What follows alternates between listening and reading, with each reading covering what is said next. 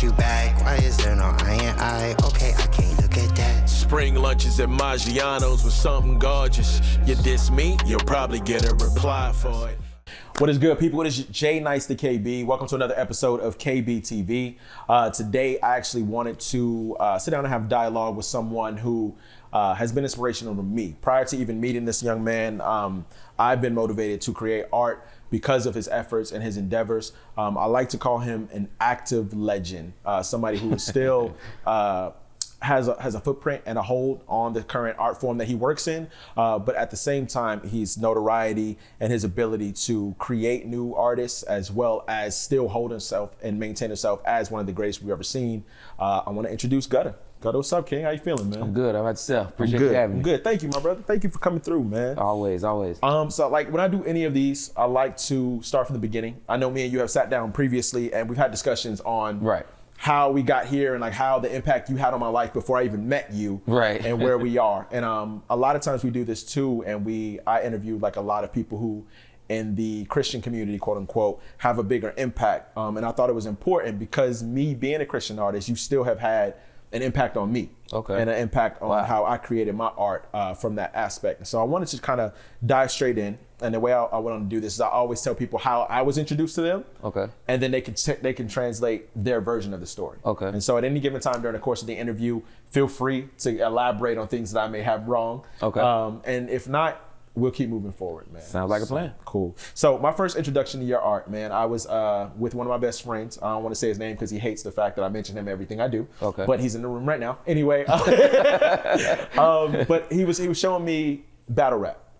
Okay. And I had knew battle rap. I think the first battle I ever watched was Mook versus Serious Jones.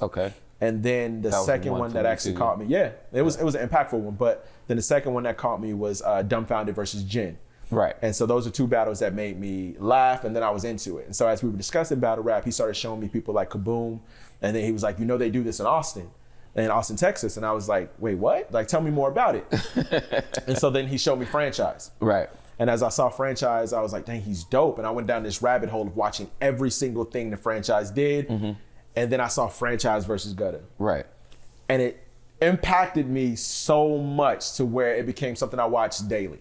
Like I literally would go back to this and see if I can have the same breaths, or I can steal the cadence or something like that. Because the way I learned to rap is I would watch artists and then I would try to emulate what they did with the same cadence, and then I would switch out their words and put words that apply to me in there. So I watched this battle with you all and I was blown away.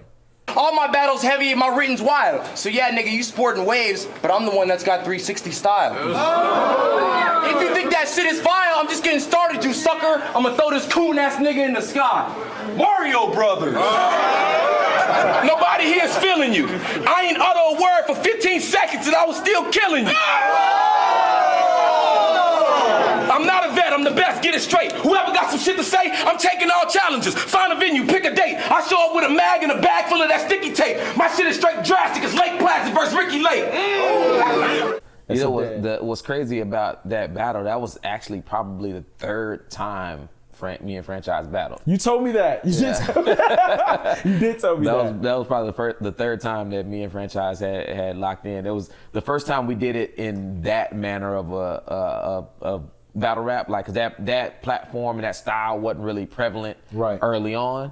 So it was like a lot of like meet up and like just, you know, a bunch of rappers in one room, and then somebody starts cycling beats, and then before you know it, it's a full-fledged competition to whoever can last the longest. You know, like that's the difference between this era of battle rap and then where I started at, because it was like what you said was irrelevant. Like the first person that ran out of stuff to say lost. Like it didn't matter how much better your stuff was than the other person. You had to have, like, every time they finish, you got to go. And if you couldn't, then that's how you lost. Versus now it's more about like who has the more impactful material. It's kind of, it's definitely trimmed down because, you know, nobody wants to sit. I mean, it would have to be epic for you to sit and watch like 2 hours of somebody, just two people just going back and forth, back and forth, back and forth. But that's what it used to be. So which do you prefer? Like, if you had to say right now, if you wanted to get to the center of what you want to see in battle rap, which style would you prefer?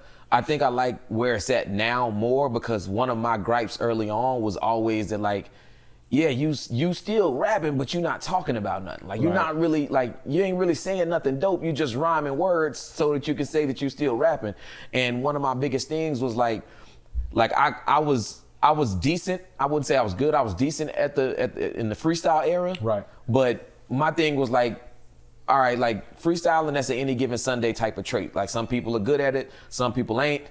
And then even if you're good at it, like, you know what I mean? You kind of have to have your mojo working that one day. It used to be a necessity though. Yeah. It used to be where like, if you couldn't freestyle, you couldn't call yourself a rapper. Exactly. But back to what you're saying. So that's why I say I was decent at it, because at any point, like if there's battles that I was in where it's like, I forgot my material briefly. Yeah. And then but I knew I couldn't stop rapping because the era I came from, you don't stop rapping. If you stop rapping, you lose. Right. So like I would just start freestyling, like, and I'm just saying whatever. It's incoherent, like it's loosely rhyming. Yeah. You know what I'm saying? And then, but while I'm saying that stuff, like that's kind of like that's second nature. Like I'm not even processing what's coming out of my mouth. In my head, I'm searching for that bar that I dropped off on and looking to get back onto that. So, but yeah, it's like I like this era more because it puts more emphasis on who actually is better at, like, you know what I mean? Like, it doesn't matter if you write more frequently than I do. Are you better at writing than I am, is what I like about this era.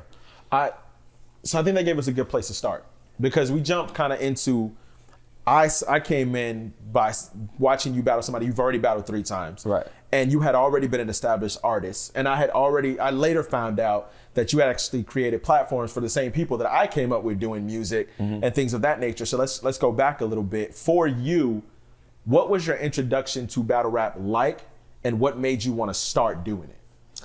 My introduction to battle rap in the form that it exists now was, if I'm not mistaken, it would have had to have been Lux versus Mook. Okay.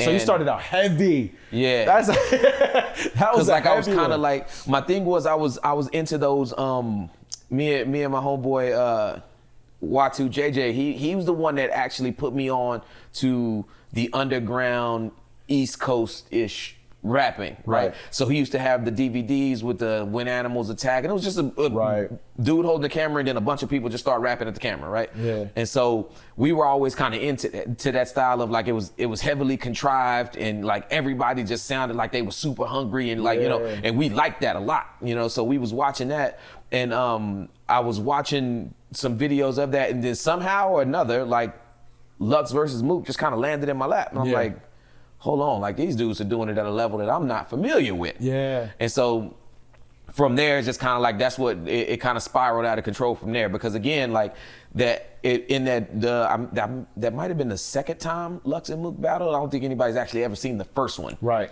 But and that one went like five or 7 rounds. Yeah. So like once the camera went off, they just kept going and kept going. Yeah. So like that's what introduced me to this era of battle rap. And so like I was just kind of like dialed in from that point. Like I just started trying to consume as much of it as I could. As far as me getting into it, I never really considered getting into it. I just liked the kind of the competition of it, right? Like, and then when Japanese Jesus and Dub 6. Shout out to Jap Jesus. Facts. That's the homie. You know what I'm saying? Like, they were really into that too. And they had actually put together TBL. Yeah. Texas Battle League. And I still wasn't even involved with it. Like I was watching it on, you know what I mean? Like as on the YouTube stuff early, you know what I mean? And the Lions Den DVDs and stuff like that. Like I was watching that stuff, but I wasn't really on it like I want to do that. Like I was still just trying to make music. I was trying to be a rapper. You know what I mean? Right. And then one day, just out of the blue, the homie Dominican J hit me up. And, you know, me and him had done a lot of music together, you know what I mean? Like, shout out the league, you know what I'm saying? We had done a lot of music together, and he knew, like, you know what I'm saying? He had been to some of those battles, like, you know, the first couple that me and Franchise had. Right. You know, like, they were more ciphers rather than battles, but, you know, it is what it is. But he hit me up and was like, hey, they putting together a battle event. Do you want to be a part of it? And I'm like, I don't know what you mean by battle event, but right. What does this mean? Yeah. And so he was like, nah, like you should come, like, you know what I'm saying? Like they're gonna find you an opponent. So he basically kind of gave me like a rundown of what the format consisted of. So he was like your gatekeeper to that kind of He culture. was the one that plugged me into that battle. Shout out to Dominican J, man. Yeah. He's still active. Like I still see him a lot in different things. And he's another personality who I was made aware of but didn't know who they were and was able to impact me outside of me coming into contact with them. But yeah, so he was the one that, because he was real tight with Dub and Jap, and so I guess maybe they needed an extra person or they couldn't find somebody for the guy, and so he just called me and I was like, yeah, I'll do it. Yeah. And then it was just like, you know, like, but at that time, like, I wasn't really familiar with how the format worked. And so he kind of gave me like okay, it's gonna be like 3 rounds and da-da-da-da-da, and I'm like, okay. And back then, you know, it was easy because like they was only doing like 60-second rounds back then. Like, so like 60 seconds, that's 60. Yeah. Shout out Fight Club. International P. Yeah, so it was just like 60 seconds, like that's easy. Like that's a verse. Like that's 16 bars. Like I can do that sleep. So you know what I'm saying? I put the material together probably like I had the first 2 done the day before, and then I wrote the 3rd on the way down there. And you memorized it. Yeah. That's crazy. That's crazy. So it was just like whatever. Like, yeah, like I'll do it. And then it kind of snowballed from there because my impact in that battle, like, was way more than I could have anticipated. Right. And so, like, I immediately became a target.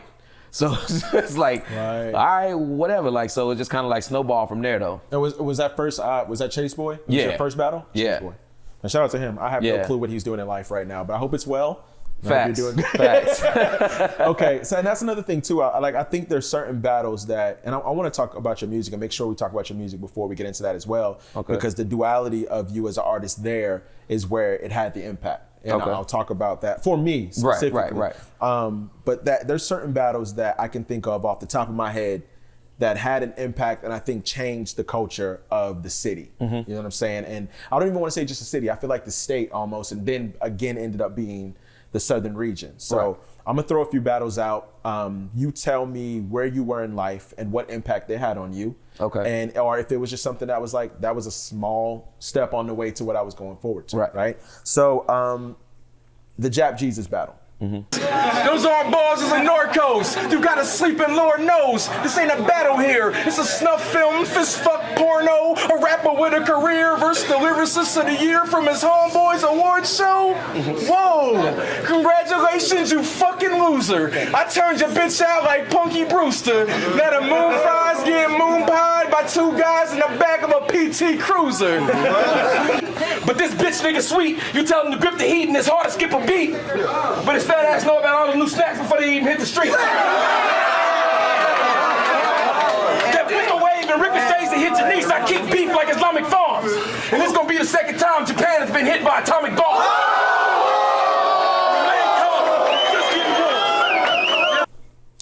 How did that come together?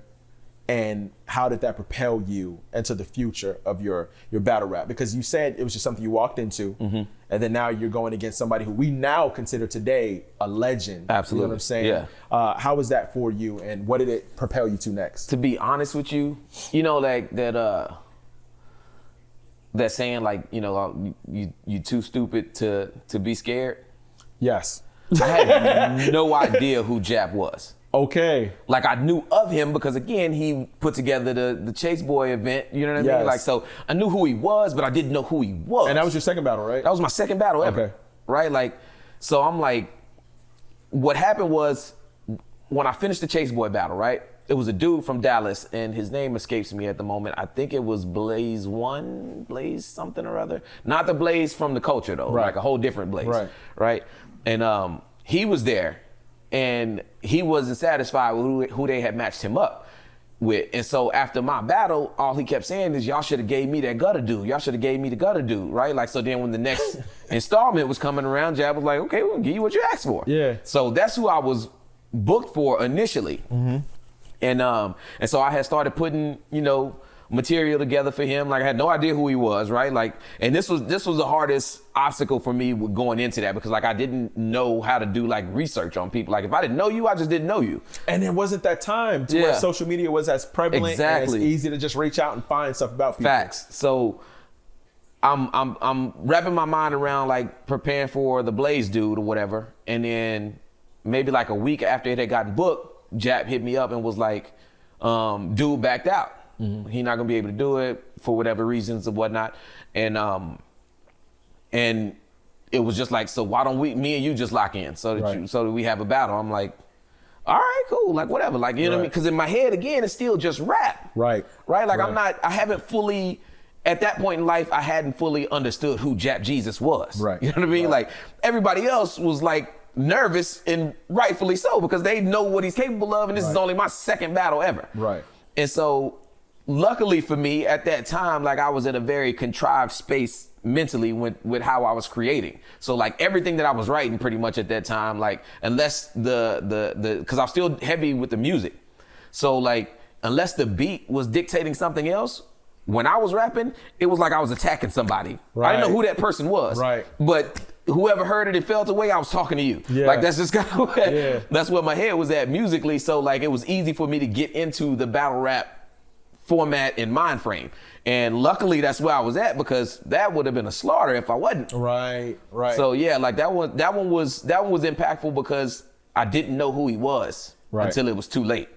And it was like, we're here now. So that makes me think of like 3 different questions as I'm hearing you say this. So we've had this conversation before about battle rappers in general, but so in that battle, 2 things that occurred when I was watching it. I watched it again today. And the first round, I'm like, yo, Gutta is going. And like the weight of it still carries today, to where it's still, you watch a lot of battle rappers from that time and the way they were creating, it's dated. Now. You know what I'm saying? And that battle was 8-9 years old. Like 8-9 years ago. And then I'm watching this and I'm like, okay, Gutta's going. How is he doing it? Oh, okay, because he's not attacking his opponent. This could have went towards anybody. And then you start attacking him directly. So within 1 week, you were able to change the content enough to... Wow, that's crazy. Because like once I realized, like, again, like the gravity of the situation started to trickle in once people heard that it was no longer the Blaze dude, it was me versus Jap. Like, so I started to get like phone calls and text messages like, hey, you got Jap Jesus? And I'm like, yeah. Like, who's dude? Okay. Yeah. And they was like, bro, like, man, that's gonna be crazy. I'm like, and again, I'm wild arrogant at this point in life, right? Like too stupid to know any better, right? Like, so I'm like, what you mean it's gonna be, I'm gonna trash this dude? Like, it's me, man. Like, you know what I'm saying?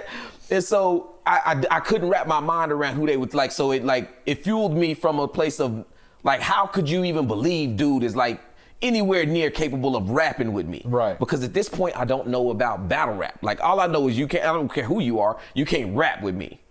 Have you ever had an opponent that scared you? Like with that being prior to the battle? No. And then after that? After, there's been a, let's see. Not scared you in the moment, but like when you were preparing for them, you felt as if like, this might not go my way. The only time I had anything close to that feeling was when I battled the homie Riggs in Atlanta. So I need you to be the smart type, not the hard type. See me, I got my bars right, your name Gutta. So I figured you grew up out of a hard life. You got hood credit? Well, all right, but Blow put money on your head. That's a hard price, my nigga. You take debit? Well, all right, I'm gonna give him a hard swipe, cross his mean face, clean blade, then swipe him again like the machine ain't read my card right. We got all night. But I don't think you got the frame for it. So I hit him with the small blade, then chain swords. When I heard Fonz was literally in this bitch, you'd have thought I took responsibility for some shit the way I immediately came for it. Kaiser hit me like Gutta chill. They ain't seen this type death before. No. On second thought, F it, bro. Should I squeeze arms and blood pressure? No. Be patient, let us collect the dough, then put a round over his heartbeat once you get him in that stethoscope. That is one of my favorite, that's one of the battles I want to talk about in a minute. And that was a battle to me that for Riggs, I had to go back and watch it to understand how great he was. Initially, when I watched the battle the first time, and I think I watched it with John, and I was like, yo, Gutta washed him, bro. Like, why did they even pair them together? And then now as time has progressed and I know Riggs as a battler and I understand the way he communicates, I'm like, this is a dope battle. And that's the battle that ended, that's the Catching Feelings line, right? And was it that battle? No, that was T. Riley. That's a classic battle. That's another one I'm talking about. So well, we'll get to the rigs in a moment, but was that the only person that made you feel like before, like, yo, I'm nervous?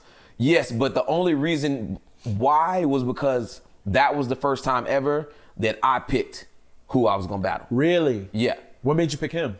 But so like the dude who was running the league, dude name was Milltown Blow, right? So he hits me up and he's like, yo, I want you to come Blow's battle. still active. Yeah, he is. It seems like it's a bad name, but I don't want to talk about it. 'Cause I don't got nothing to do with it. But Blow, he will. Yeah. So he hit me up, was like, yo, I want you to come battle on my league. And I'm like, all right, bet. Like, who'd you have in mind? The name that he gave me, I wasn't really feeling him. Got it. I'm like, I'm not going all the way to Atlanta to battle him, bro. Like, that's just, like, that's not I can't really rock with that. Yeah. You know what I mean? Like, that's a long way to travel for somebody that I don't feel is capable of even remotely competing with me.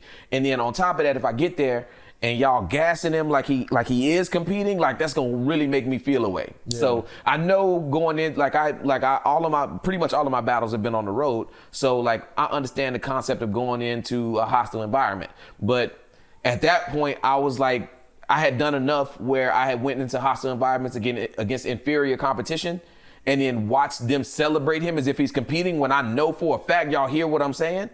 So at that point, I was like, I'm not doing that no more. And so I was like, nah, he ain't really good enough to compete with me, and I don't want to deal with that. And so Blow was like, okay, well then who you want?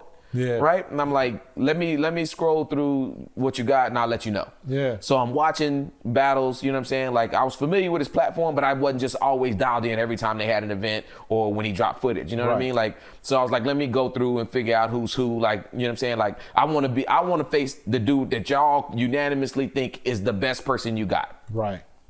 So as I'm scrolling through footage, there was only two people who fit that category to me. The first one was Briz, but Briz was on a trajectory that like I knew where me and Briz was gonna end up meeting at. Right. So it was like, there's no point in doing that here yet. Like we can do that later on down the line.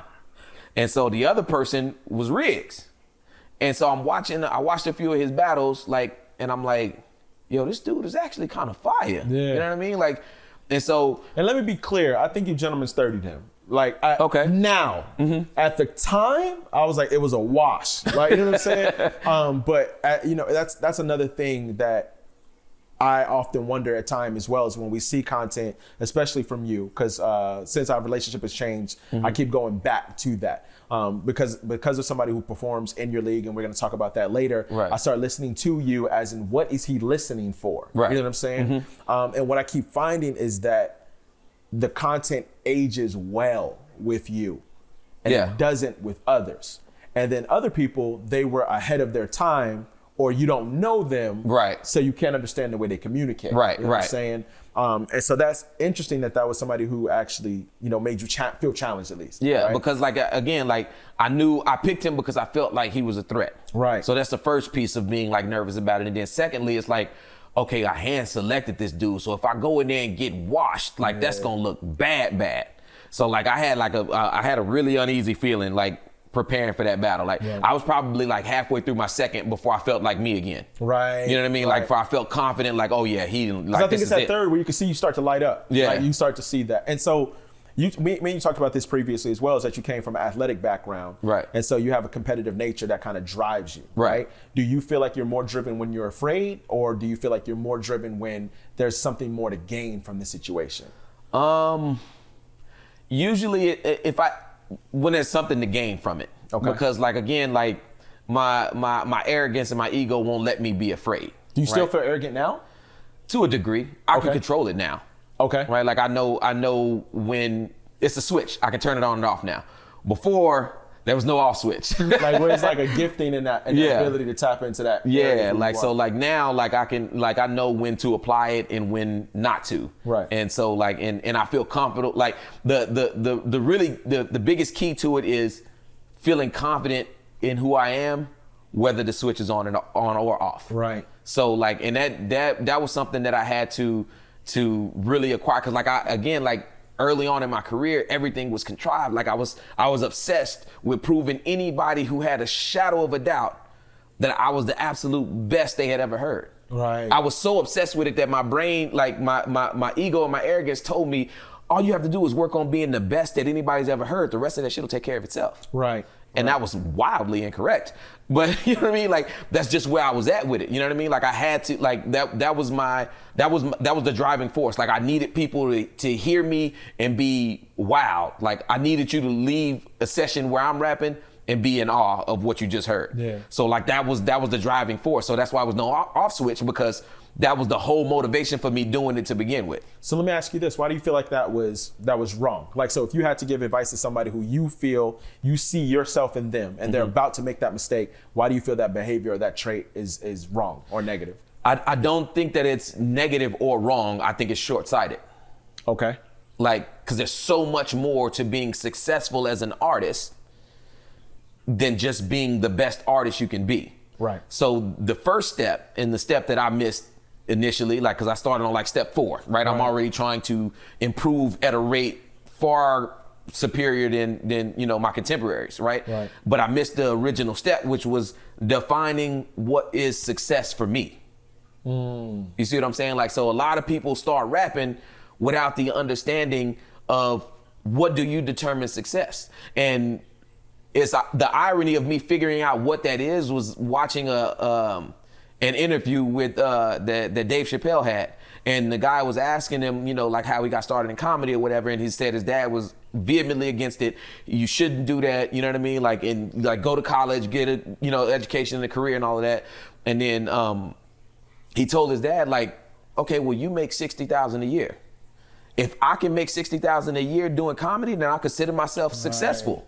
Because I'm at least at where you at. Right. Like, you take care of us, we good, we fed, we not hurting for nothing. So if I can make what you make at a job doing what I love, then I'll consider myself successful. And I hadn't processed that when I got into music as a business. Yeah. You know what I mean? Like, when it was just art form, when it was just me being creative, that's fine. Like, you do whatever you want to. But once you start pursuing it in a manner of wanting it to be a career or your source of income and how you feed your family, you have to define what's success for you. And because I never defined that, I didn't take steps to create what would be considered success for me. Yeah. You know what I mean? Like, everybody doesn't have to be like a #1 Billboard artist in order to be successful, because there's a lot that comes with that. You've got thousands of people and corporations that also got their hand in that pot. So you being successful is being successful for somebody else, versus a guy that actually mentors me and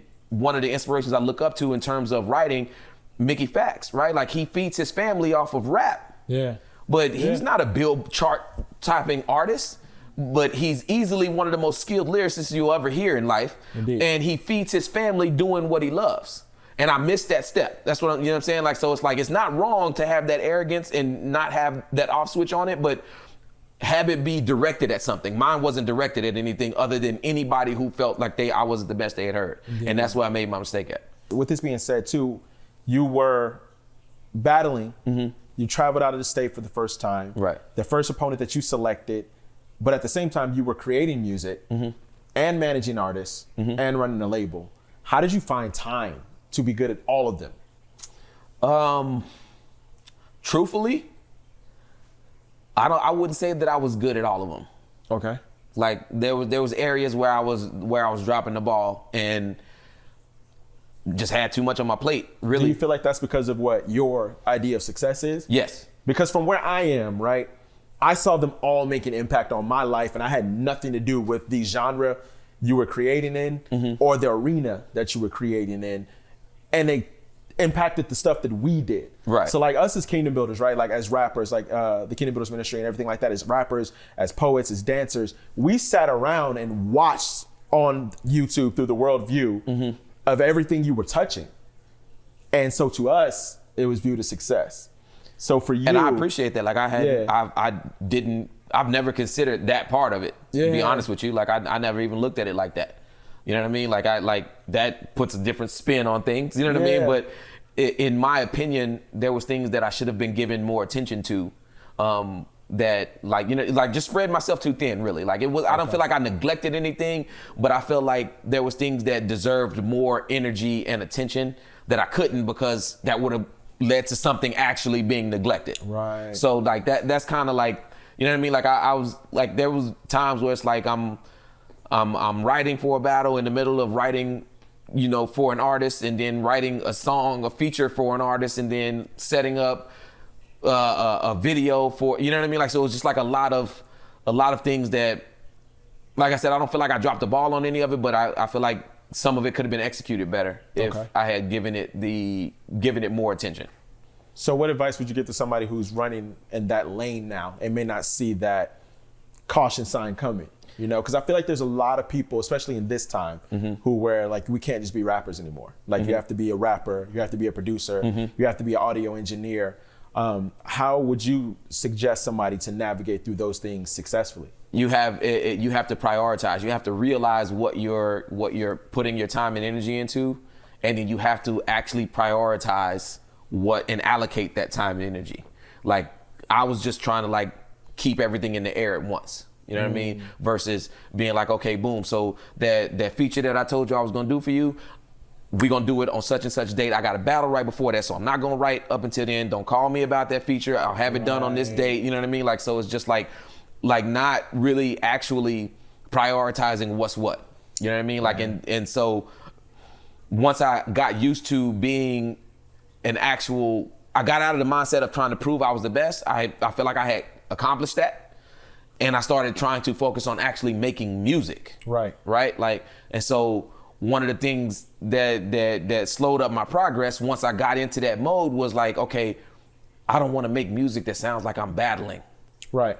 So if I had a battle book, the music would have to take a back seat. Right. Because I can't write both of them. I can't like switch in and out of that mode that quickly. Yeah. Right. Like, so, but I don't want to cheat the battle rap fans by like rushing through the rounds so that I can get back to making music. Right. Because at that time, battle rap was paying me way more than music was. Right. You know what I mean? Like music, like, you know, like somebody called me for a feature, like, you know, like that's a couple $100, but like how frequently is that coming in? Right, right. You know what I mean? Versus a battle, you know what I mean? I'm north of $2,000 every time that happens. And even then I didn't battle all that frequently, but it was frequently enough to where like I was making sure that I was dialing in and taking my time and actually creating something that would give the fans what they paid for, the ones that came, give the league owner what he paid for, and then make sure that I left a good enough impression that I would get that next phone call. Right. And so that would be the advice though. Just prioritize, man. Like I didn't really fully understand how to do that, like, cause I didn't have anybody that could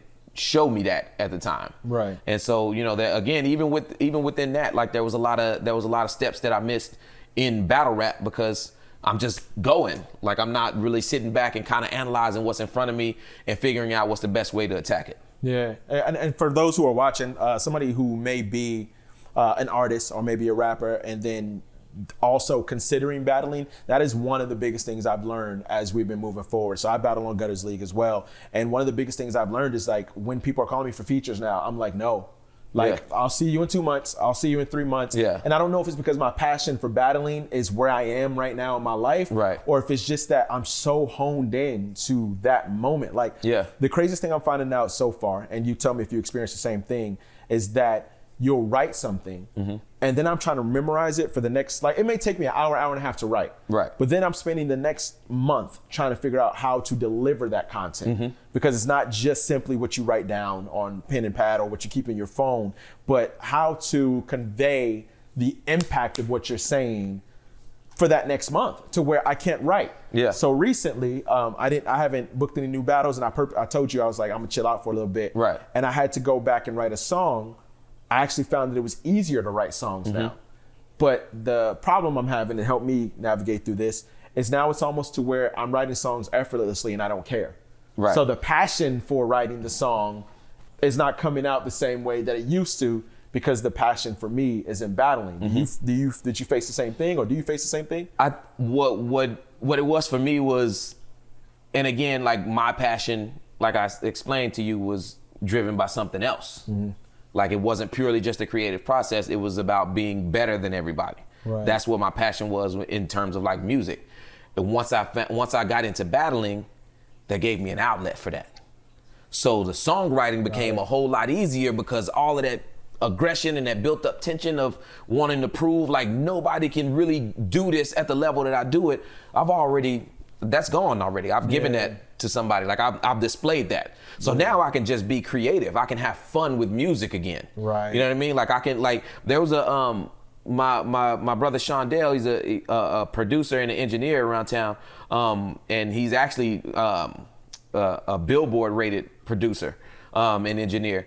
And so him and I were working together a lot, and we ended up doing like a whole like pop album for an artist. Like where like he was producing the beats and I was writing the lyrics, and then she was delivering delivering the lyrics. But like I wouldn't have been able to get in a mindset to write EDM based pop music if I didn't have battle rap, because I don't know how to, I didn't have to. How do I switch into that mode when I'm constantly trying to prove I'm the best? Like, you know what's hilarious about that is because as I've been, like I just told you, I started writing again, I've been making rock. Yeah. And I've never done rock before, but it's so much easier now because I have that outlet as a battle rapper. I know when I get in that space where I need somebody to feel like the tension and the pressure that I can put on them, I got somewhere I can do that. Yeah. So I don't have to, like, I can turn that part of the creative process off, and I can actually be creative. Yeah. I can actually start to build something and sharpen other parts of my game that I didn't pay any attention to before. Yeah, and I'll say this too, like, I think I shared this with you too previously, it's like, I do believe that that's a gifting from God. Like some people may not, like some overly religious people may feel that like certain things like aggression are not of God, and I totally disagree. I feel like there's several scriptures to where Samson is the perfect example of every time he got mad, something good happened for the glory of God. But I believe that that's one of the things in it, that sometimes you have certain characteristics that people may consider to be negative, that may be the very gift that you have to get your entire community to another level. You know what I'm saying? Because I feel like with you, prior to you stepping on stage, and I want to say you specifically, but I kind of feel very similar about Mr. Fitness. Shout out to Mr. Fitness. Facts. But to where you changed the perception of what hip hop is in Austin.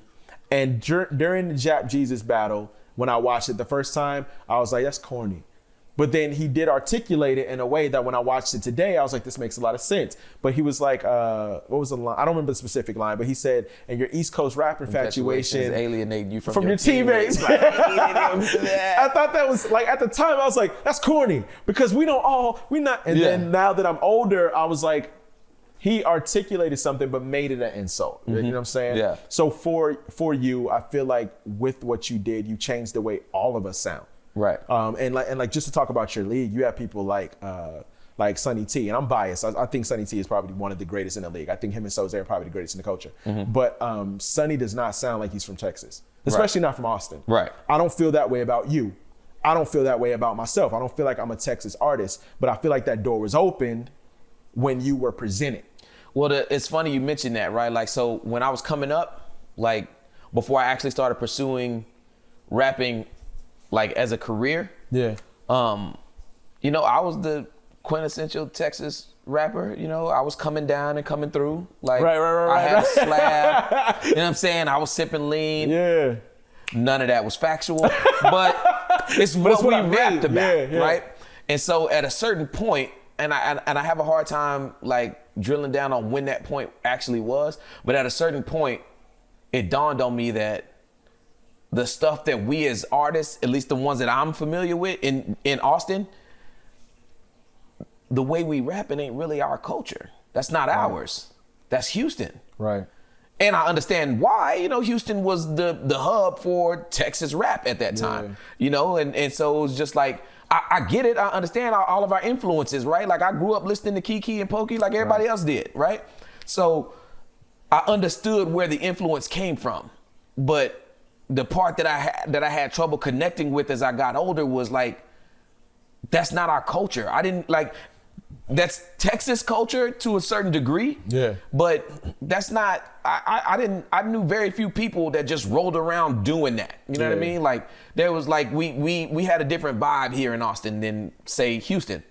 And so, as I'm coming into my own as an artist, right, I would say probably about like 17, 18 years old.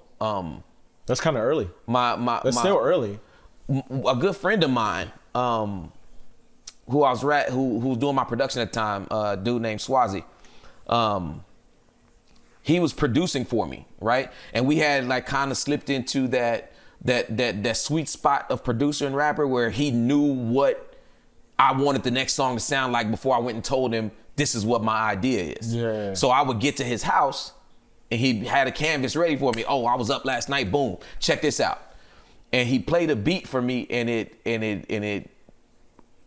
kind of took control of me from a level that hadn't happened before. Yeah. And in that moment, I knew like what I was supposed to say on that beat. The name of that song, and I don't have a copy of it now. I wish I still did. I probably do somewhere. But the name of the song was Mind Frame, right? And so you love this song because it's the third time you brought this up for me. Yeah. But outside of this atmosphere, in that moment, I realized like I don't want us to sound like we're not them. Right. And so the whole the point of that song was to highlight the fact that you from Austin, stop rapping like a Houston nigga. Like you not them. Yeah. You know what I mean? Like, and it was controversial to a degree. Like the Austin rappers that heard it, that were guilty, didn't like it. Right. But like that's just kind of like I needed that shift. Like, cause that we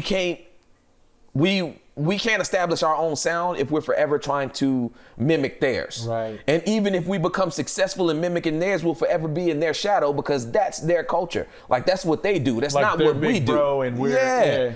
And I was never a fan of that. Like I didn't like that. Like not never a fan of it, but once I started becoming an adult and realizing like that ain't who we are. Like we don't do everything that they do. Like we share some similarities, but nah, like we need to have our own sound. Like, and when I would listen to artists from Dallas, Mr. Pookie and Lucci, and like they didn't sound like Houston. Right. Dallas had their own sound. Right. And so I'm like, why do we have to mimic them if nobody else is gonna mimic them? Let's create our own sound. And that was my angle from that point forward. And I don't know about any other artists like at all who may have been from the city. And I know that people are like from outside of Austin are gonna watch this and have no clue what we're talking about. But at the same time, just to kind of echo your sentiments, is like Austin is like this weird melting pot of like Dallas, Houston, Cali, and New York. Yeah. And it's like we're all of those at one, and people generally pick a side and run with that and try to be what it is, right, instead of authentically being Austin. And I do feel like for you, another thing that you did for us, I'm not gonna say that you were the specific person for everyone, is that all of the East Coast boys that came here was like, okay, cool, y'all will accept us then. Yeah. Because I heard what you were doing, and was like, cool, I can be me. You know what I'm saying? Like when me and Mirage were creating, that was one of the biggest things, is I started making Southern music because I was like, y'all think I can't. Like I can. Like just as much as I'm Austin, I'm New York. Just as much as I'm New York, I'm Arkansas. You know what I'm saying? Right. And so you created that lane. I feel like even in battle rap, because it wasn't cool to be a Southern battle rapper. Right. At all. Like it just wasn't. And to the point that door didn't open. And that I think that leads to a lot of the things that I want to talk to you about next, because there's other battles. So you mentioned the Riggs battle. I feel like you and T. Riley was another one that merged two states to say we had a voice. Right. And so talk to me about that battle and what led up to it. Well, the interesting thing about that battle, so like we were putting together an event, and I think it might have been a Texas Battle League event. I'm not actually sure. But the event was coming together, and at this time I wasn't really heavy on social media. Like I was. And I'm gonna pause you for 2 seconds. Okay. That battle, and then you versus Stat, is when you see the change in the South from that grind time style of rapping to where we are now, and it's more of a aggressive, almost to where. It's hard to say this, but I want to say it and articulate it the best way, to where we were unapologetically black. Okay, I can see that. Because previously it was like hip hop is a culture enjoyed by everyone, and battle rap was run by outsiders looking into our culture, saying this is what rap is. Yeah. When I watched the T. Riley and I watched the U versus Stats battle, it was like, nah, there's more to this. Yeah. And the South can do it well, and you see the transition to from the joking and your mama jokes to multisyllabics and what's the word, schemes. Yeah. And this is hood life. Like you start to see like I like to call like the what's your life like Suge does, like it's popular for now, to where, but I mean it was being done before Suge, but I mean you start to see that. Right. Even the way the battles were filmed started to get darker. And it started to like, it's like the lighting was different. Yeah. It was like almost a moment to where this is intense and it's a serious moment. So explain to me the T. Riley battle, and if you want to talk about the stats battle as well. Yeah, no problem. So with the Riley battle, there was an event being put together here in Texas, and there were some guys from New Orleans that were booked for that event. Mm-hmm. And so somewhere on social media, T. Riley posts and was like, oh, it's too bad the Gutta dude got to get paid because his head is the only one that I feel like I want to come down there and bring back to New Orleans. And I'm gonna pause you for a second. While we talking about New Orleans, shout out to T. Riley, to Focus, H.A. to Double, VillainLyfe. There's so many people that y'all forced me to look at that I was like, yo, they can rap. Yeah. And I didn't. We'll talk about that later. But I feel like they're a great introduction to what you're doing now with Six Shots. Yeah. To where we can see, and shout out to Six Shots as well, but where we can see like that merging of cultures match. Mm-hmm. And I feel like Austin's the perfect place for it. Yeah. Like, because we accept everybody as long as you're authentic. Yeah. You know what I'm saying? But you were saying, I'm sorry. No, so yeah, he makes the post saying that he would have wanted to come down and battle me on that event. And if I'm not mistaken, I think Jap Jesus went on there and was like, I mean, you get what you pay for. Right. You if you pay him, you're gonna get a good battle or whatever, right? And so, there was some back and forth about that, and I wasn't really too like whatever, right? Like I ain't tripping on it, right? And so you fast forward maybe like a year, almost 2 probably, and the homie Stats and Scotty had started Houston Barcode, right? And so they were putting together an event. Well, actually, they wasn't putting together an event. We were actually all on Facebook talking shit, right? And then an event kind of formed from this circular argument about like which state had the best battlers, right? So then an event materialized called King of the South. Right. And so at that point, it was like, all right, we're going to match up the best from Texas versus the best from Louisiana, which is effectively narrowed down to just New Orleans. And then I think BC was from Bridge City. So right. So, but yeah, basically Texas versus New Orleans, because we were all spread out. We was, they had me and Fitness and a couple other guys from Austin. You had the Houston squad. There was a couple guys from Dallas that was doing their thing at the time. Guys down in Corpus Christi that was working, so we was kind of like. Damn, I forgot about that. Yeah. The TBL 361. Yeah. And so we was. That's when you said that Selena bar. That was a horrible mistake. We'll talk about that later. But I forgot. Like as I'm rehearsing these, I'm remembering where I was. Yeah. At the time that I'm consuming the content. Right. You know what I'm saying? And I'm like, dang, I forgot about that. Yeah. So when that event got put together, they reached out to T. Riley, because my initial thought when it was getting put together was I was going to end up having to face H.A. Double. Okay. Because other than the general consensus was H.A. Double was the best in New Orleans at that time. Mm-hmm. So I kind of already had figured I'm gonna end up battling H.A. Double. But me and him we was already kind of building a rapport with each other, because it turns out we had some people in common. Like I grew up with one of his cousins, so we was kind of already vibing, me and H.A. Double. And at the time, y'all styles were similar. Right. I don't think the same now, but at the time, right. For sure. And so that's who I thought I was gonna battle. So I hit him up and I was like, we pretty much agreed that it's going to end up being me and you. And he was like, actually, my man Riley been itching to kill you for years, bro. Like, so that's probably who you go. Yeah. And I'm like, that makes sense. So then they, whoever was putting the event together, hit up T. Riley and asked him if he wanted to battle me. So then he goes on social media and was like, because at the time he was getting ready to have his PG, like he was getting ready to get his URL shot. And so he was just kind of on this vibe where he was like, they hit me up asking me to battle Gutta, you know what I'm saying? But he ain't want to battle me back then. I don't know why he want to battle me now. And I responded, I was like, it's not that I didn't want to battle you back then. The problem was I had to get paid to do it. Yeah. And that's the same thing now. I told them when they sent me your name, if the money is right, I'm with it. So we either doing it or we not. Right. And so then the King of the South event takes place. And my man Riley had some issues that prevented him from being there. Okay.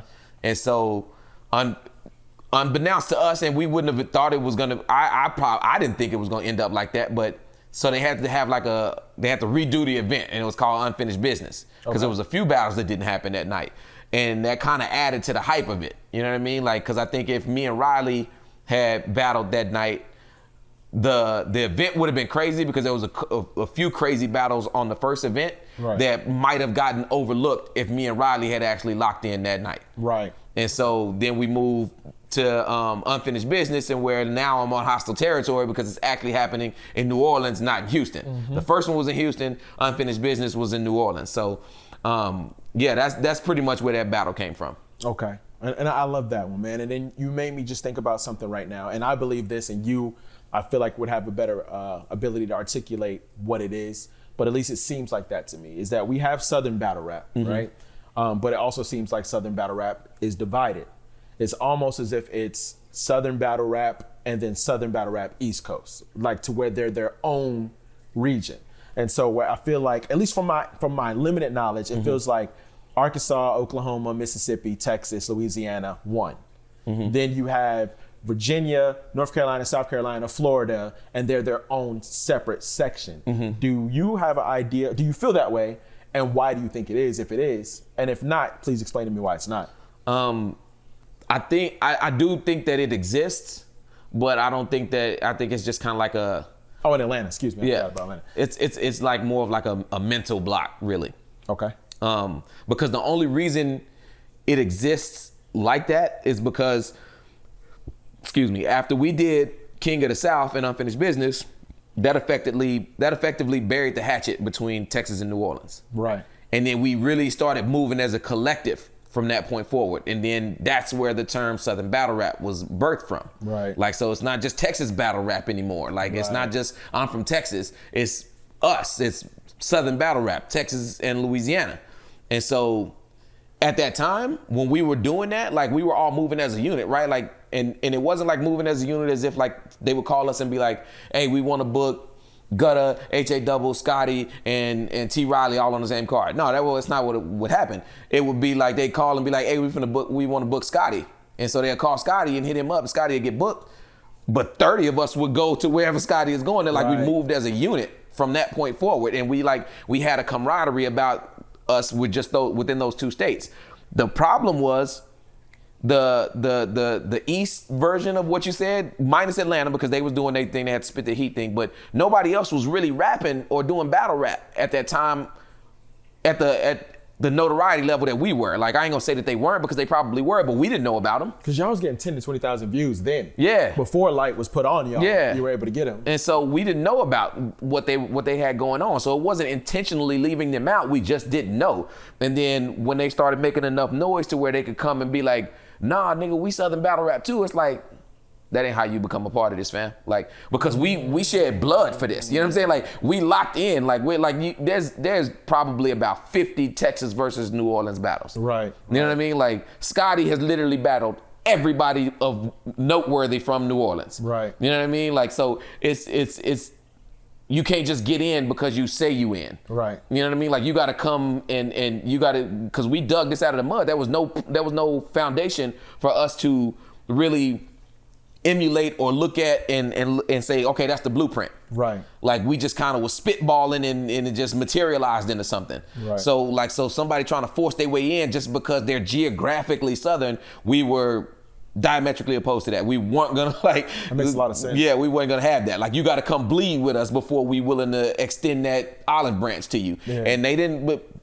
respect to them, they wasn't fucking with that. Like, nah, like, we don't got to come do shit. Like, we us. And I can respect that, but you still can't come fuck with us like that now. Right. You know what I mean? Like, so that's where that divide come from. And then, like, the Atlanta and Virginias and Carolinas, those are more eastern southern states anyway. Yeah. So like they kind of have like that straight shot to New York if they wanted to, you know what I'm saying, get their thing popped off, like, versus we got to travel a long way to get to that look. And so by the time especially when the Carolina and Virginia area started really popping, we were kind of already the first wave of us in terms of Southern battle rap. We were kind of already established and moving, like, and you know what I'm saying, trying to create something bigger and better. So we weren't really focused on the whole Southern battle rap thing anymore.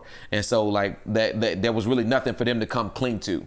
Plus, with it being like primarily situated in New Orleans and Houston, really, because Jap Jesus and them decided to kind of fall back on the Texas Battle League thing. So that really made it to where our two premier platforms was Houston Barcode and New Orleans Battle League, NOBL.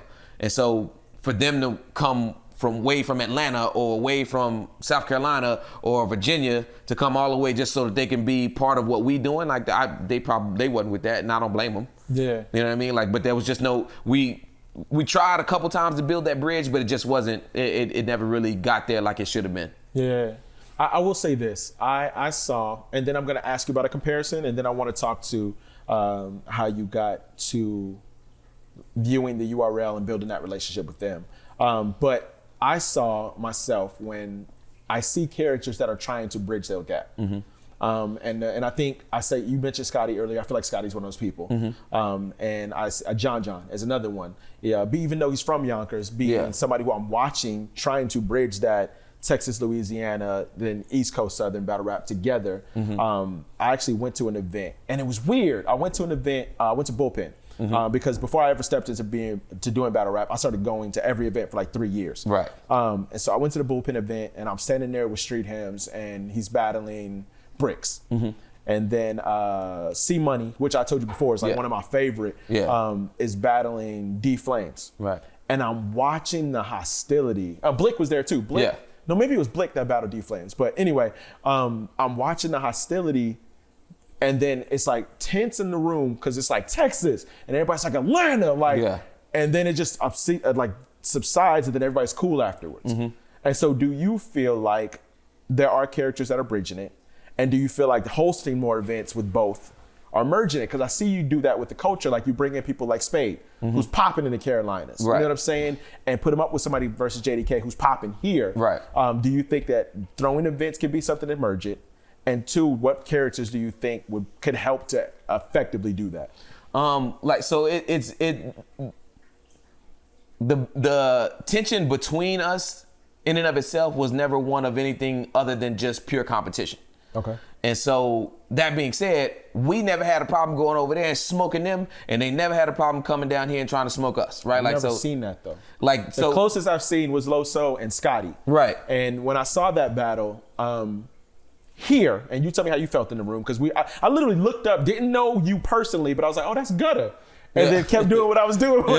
But I remember in the room feeling like Scotty smoked him. Right. And then me and John have a homie that called me from DC. It was like, y'all's Texas boys dying right now. And I was like, what are you talking about? Like, and I'm cool with Loso. I'm cool with all the horsemen, but I'm cool with Loso, and that's my dog, so I want him to win. But then on the other half, I'm from Texas. Yeah. Like, you know what I'm saying? And I remember being in the room feeling like Scotty was washing him, but then getting calls from the East saying he's dying. Yeah. You know what I'm saying? It's a matter of preference with that. You know what I mean? Like Scotty's presentation is never one where he's trying to out rap you. Yeah. Like he'll tell you that, like, you gonna win the rap battle. Like that's it's not what I'm coming for. Yeah. You know what I mean? Like Scotty has like that kind of infectious delivery. Like he reels you in. You know what I mean? And to use the term that you used earlier, he's unapologetically Houston. Yeah. You know what I'm saying? Third Ward, Texas. I gotta shout out my second. Like he's him through and through. So he's not trying to be a better you than you are. He's not trying to out rap you ever. He's just gonna be the best him that he can be. Yeah. And then that's enough for him. So like there's always controversy around whether Scotty won or lost a battle, but I know Scotty personally. I can tell you he don't give a shit whether he won or lost a battle. Like he's coming to put on the show, and if he does that, he won in his head. Like that's irrelevant to him. Right. So, but it's, in terms of like the whole bridging the gap, it's never been a situation where like their whole platform comes here or our whole platform goes there. It's just that opening that dialogue of like, okay, a couple of y'all come down here and rap. A couple of us will go over there and rap, and that's been happening routinely. But it's just never been the. Truth be told, the Southern battle rap, what it was at its peak, isn't that anymore. Got it. You know what I mean? Like it was just like and I wasn't there for that energy. I hate that I wasn't there for that energy. That energy was very organic. Like we were desperate to be heard, all of us. And then the classes that have come up from behind us, right? Like after us, they don't have that same level of desperation.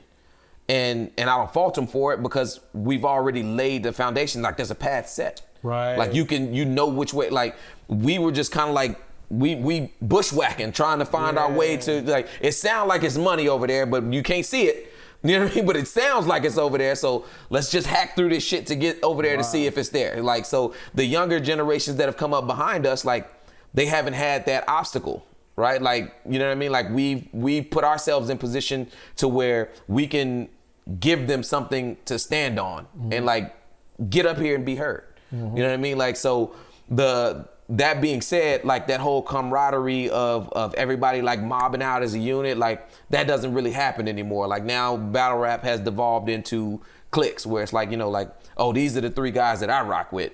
You know what I mean? We all here, but these is my 3 guys, right? Yeah. And then, like, you know, if me and my 3 guys are with that other guy who's not one of my 3 guys, but we all rap on the same league, and then we all go over there, well, then for that night, we with him too. Yeah. But when we come back home, it's back to me and my 3 guys. Like, versus when we were coming up, like, it was us. Yeah. You know what I mean? Like, we all went. Like, you know what I mean? Like, my brother Hemi was probably the most notorious person. Hemi, yeah, that's my bro. He's another entertaining person to watch. Yeah. Like, I don't care if he wins or loses. I just want to watch him. Yeah, he was one of probably the most notorious people in Southern battle rap because he was adamant that he was the best rapper in America at any given point in life. Yeah. Like, he will tell you that. Like, I'm the best rapper in America. Like, he'd be in a room and it's 15 people booked to battle, 16 people booked to battle, and he's not on the card.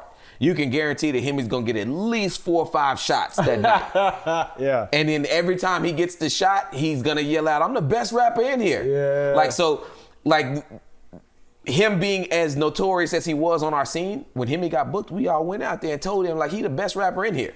I'm starting to Like, see you know that. what I mean? And I'm starting to see that with Odenga. Like, in the culture now, it's like every event I go to, no matter who's battling, his name's gonna get brought up. And even me, like, I did it because of my first event. Everybody was like, yo, Odenga was crazy. And I was like, yo, wait a minute. Like, y'all didn't just see. Yeah, what like, I was crazy I too. was there. Like, but there's a clear difference. We'll talk about that later too. But I can see how that can be impactful, man. And so like, I think characters like C Money, you mentioned him, that's my man's too. He's bridging that gap because technically Bullpen is his home league. Yeah. You know what I mean? But he's stationed right here in Texas. He's, you know, he's Houston to the core.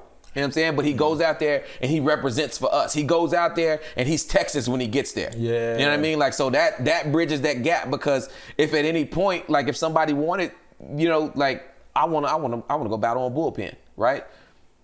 I would recommend you contact C Money. Like, he knows the people over there. Right. So that's that bridge. You know what I mean? Like, it's not as grandiose as it was when it was like Texas and New Orleans and it's just Southern battle rap and we moving.